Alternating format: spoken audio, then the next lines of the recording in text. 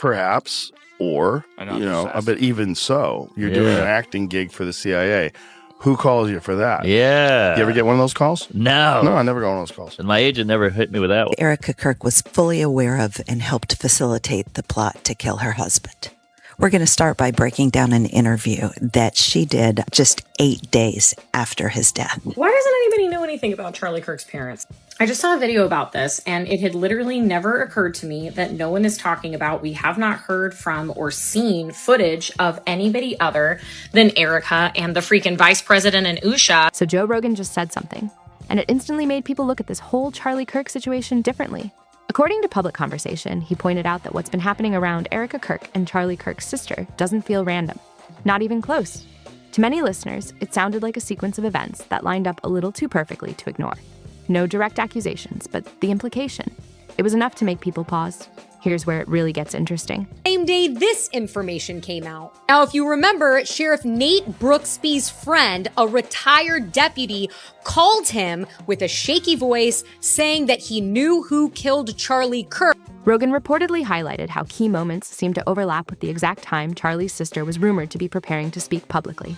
That timing stood out immediately. People noticed, and once they did, the questions started stacking up fast because people have seen this kind of pattern before. When someone connected to a high-profile figure suddenly goes quiet right before speaking out, it doesn't go unnoticed. Of her making crazy eyes. No. There's a video of her making demon eyes, and every time she makes the eyes, the music. It's so ridiculous. She's possessed. Now add Rogan's take into the mix, and everything shifts. The conversation got sharper, the reactions got louder, and suddenly, what once looked like random events started feeling a lot more calculated in the eyes of online viewers. This situation isn't being brushed off as simple drama anymore. It's something people are watching much more closely now. Across online conversations, more viewers are starting to question the timing of certain events. We did what we usually did before tours. We said our prayer, and we asked the Lord to protect us, and we asked the Lord that His will be done. That's what we did. At one time, an employee of Turning Point, she has been one of the main peddlers of these conspiracies, and she is making a huge amount of money on it. She is building her business. What do you want to say to her and the other people that are putting these lies out into the world right now? Stop. Coincidence? Maybe. But to many, it feels a little too precise to ignore, and that shift in perspective changed everything. Joe Rogan had been following updates around Erika Kirk and the situation tied to Charlie Kirk for a while, mostly staying quiet. But then came his podcast episode with comedian Mark Norman, and that's when things took a turn. Mark didn't hold back when sharing his personal opinions. He suggested there could be more to Erika's reported background than what's publicly known. Then he pointed straight at those viral clips. Yes, the ones everyone was talking about. Those clips spread fast, showing Erika's unusual eye movements during interviews.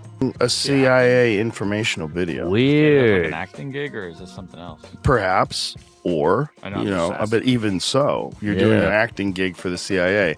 Who calls you for that? Yeah. You ever get one of those calls? No. No, I never got one of those calls. And my agent never hit me with that. Viewers replayed them, analyzed them, and kept asking the same question. What exactly are we looking at here? Rogan brought those moments up too. He described them in a dramatic way, but noticeably stopped short of making any firm claims. That pause? People caught it. It felt intentional, like he was choosing every word carefully. And that's what really pulled people in. Since the episode dropped, many viewers said it echoed thoughts they already had, but couldn't quite put into words. Now those questions are out in the open. Came out and they were suddenly trying to gaslight us and were, the CIA didn't produce the documentary. Okay, yes, but the head of the CIA is in it. Okay, you gotta get approval from the CIA to be in a CIA documentary. That doesn't just happen casually. Like he says, are you getting that phone call from your agent? And no, she's not acting. She's specifically referring to her mother's business model, EMPs. So she's not acting. And with no clear explanation confirmed, the conversation hasn't slowed down. It's only getting louder. Is it just a reflex, a habit, or something done on purpose? Those questions keep coming up as people react to Erika's eye movements in those viral clips. The theories are everywhere, but one thing stands out to many viewers. It doesn't look typical. Now, Joe Rogan mentioning those moments definitely got attention, but that wasn't even the biggest trigger. What really pushed things forward was his talk about Erika's reported background. That part gave new energy to ideas that were already circulating online, even though nothing has been officially confirmed. But to really understand why people are so focused on this, you have to look at Erika's reported relationship with Charlie's family. After Charlie passed away, many expected some level of unity, at least publicly when it came to honoring his legacy. Erika had shared emotional footage and spoke about preserving his memory, which drew a lot of attention at the time. Then came the shift. There had already been quiet talk about tension between Erika and Charlie's family before everything happened. Afterward, those conversations got louder. Reports claimed that Charlie's parents were not present at a memorial event held in his honor, and that detail didn't go unnoticed. That's when people really started asking questions. According to ongoing public discussion, it didn't feel like a simple, private decision. It felt like something deeper might be going on, and that possibility kept the conversation alive. Reports started circulating that Charlie's parents were not invited at all, and that detail hit people immediately. What first seemed like a quiet situation quickly turned into something much more talked about online. Soon after, discussions picked up speed. Some unverified claims suggested there may have been growing distance between Erika and the family behind the scenes. Nothing confirmed, but enough to make people look twice. And when Charlie's relatives stayed mostly out of the public eye after the memorial, the questions only got louder. At first, some thought it was simply about privacy. But over time, others began to wonder if there was more to it. The silence didn't go unnoticed. But the real focus, it quickly shifted to Charlie's sister, Mary. She has remained almost completely out of the spotlight, and that alone made people even more curious. Public information shows she works as an art curator in Chicago, with a lifestyle and perspective that appear very different from her brother's public image. After Charlie passed, blogs reshared a heartfelt message attributed to her, where she reportedly said, "He teased me, encouraged me, and carried a fire I admired even when I disagreed." That line stood out instantly. Mary's resurfaced social media activity also caught attention, showing support for cultural and educational topics. That contrast became a key talking point, and with her staying silent publicly, the curiosity around her only kept growing. And this is where Joe Rogan's comments about Erika really started gaining traction.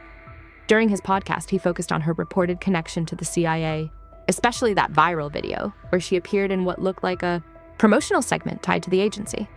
One question stood out right away. How does someone from a modeling or acting background end up in that kind of setting? To him, it didn't fully add up, and that detail got people thinking. Rogan suggested that opportunities like that usually come through very specific circles or connections. That idea alone pushed more viewers to start questioning how that situation came together. Then came the response from Erika's side, which reportedly framed the appearance as an acting role. But that explanation didn't slow things down. Some commentators, including Candace Owens, publicly questioned it. She pointed to moments in the video where Erika discussed detailed topics, saying it sounded natural rather than scripted. That observation made people rewatch the clip even more closely. Of course, none of these interpretations have been officially confirmed. Most of what's being discussed comes from online reactions and personal opinions. Still, once the episode gained momentum, reports began circulating that the conversation had reached Erika's team. According to unverified claims, there could be public pushback if the topic continued, but nothing has been confirmed. So the idea that Erika would feel confident enough to push back against someone like Joe Rogan, right as he started questioning her motives, didn't sit right with a lot of people. It raised a bigger question almost instantly. Who, if anyone, could be backing her behind the scenes?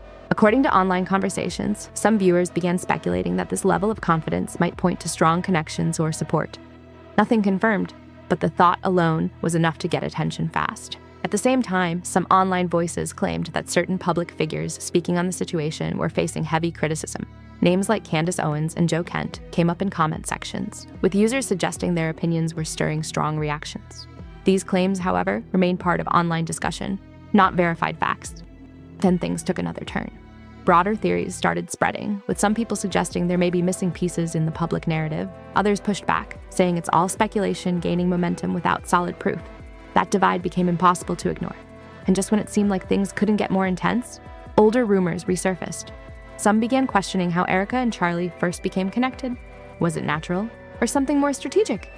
Opinions are split.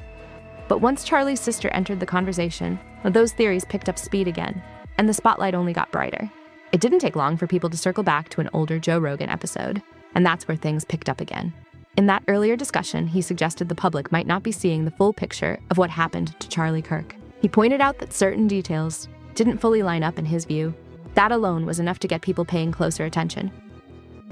Fast forward to his more recent talk with Mark Norman, and one question stood out immediately. Was Erika's rise simply a natural path, or was there something more strategic behind how she became connected to Charlie? That question hit hard online.